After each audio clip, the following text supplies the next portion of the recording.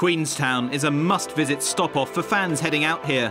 The record-breaking All Black scrum half, Justin Marshall, a big fan of its charms.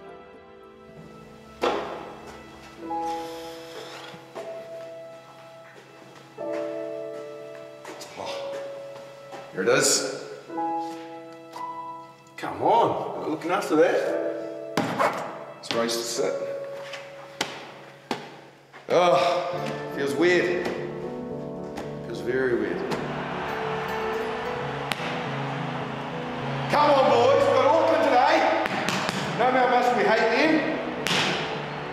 Get stuck in.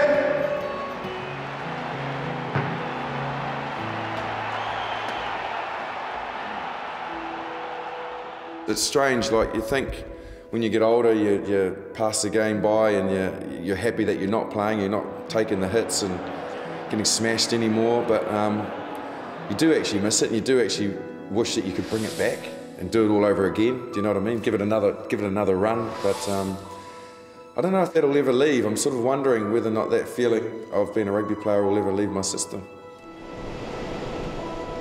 Justin Marshall was one of the All Blacks' finest, winning a record 81 caps at scrum half.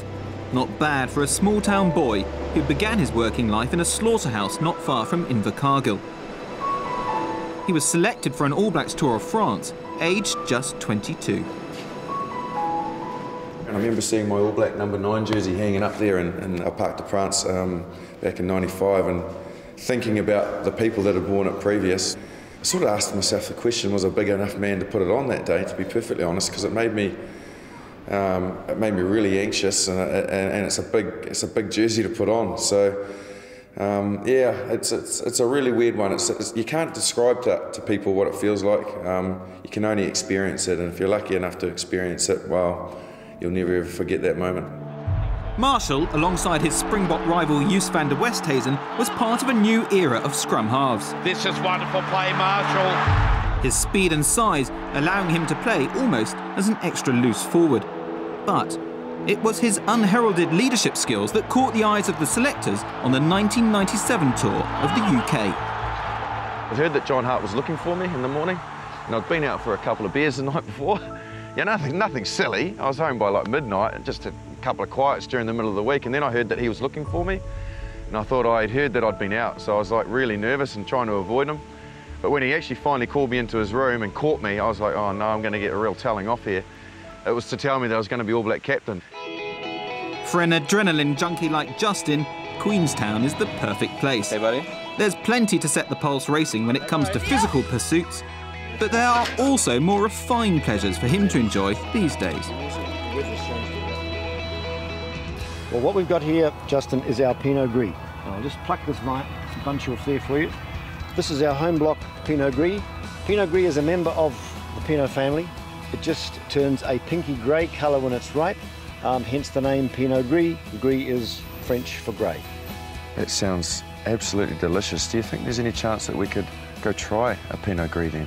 Well, why don't we just try a grape first and then give ourselves a great delight when we get into the winery, because when we get in there, the real thing is a vastly different beast. That's actually not bad. I thought that would be quite like hard in that, but it's actually quite soft and juicy. It's only got a month to go, and it'll get there.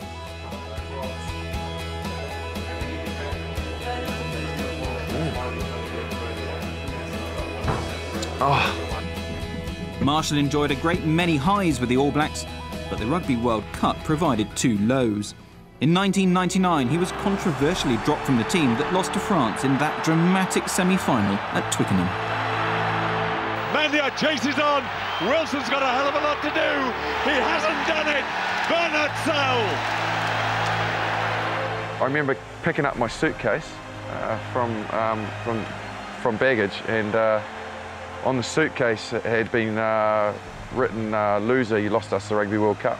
I didn't even play in the semi-final, but you know, someone at baggage or someone in behind the scenes had written that on my suitcase.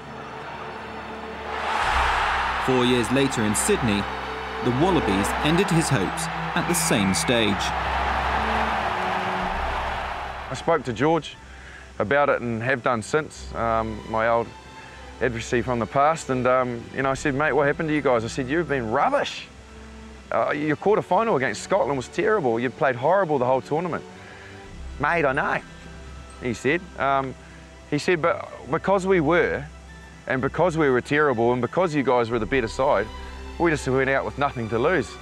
And there's nothing worse in sport. I can tell you now, without a shadow of a doubt, there's nothing worse in sport than A, being written off, and B, having absolutely nothing to lose, because you have everything to gain.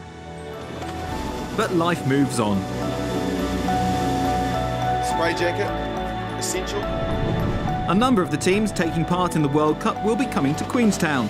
You should as well. You're guaranteed a great time. What Queenstown offers in terms of experience, there's the lights of bungee jumping, there's the lake itself, which is picturesque. You can go up the gondola and have a look over the whole of the whole town. But also there's the snow skiing. Now think of the World Cup, like right in the middle of New Zealand's winter. The mountains will be covered in snow. Got to get up there and rip and tear, mate. You'll see me up there, I'll be loving it.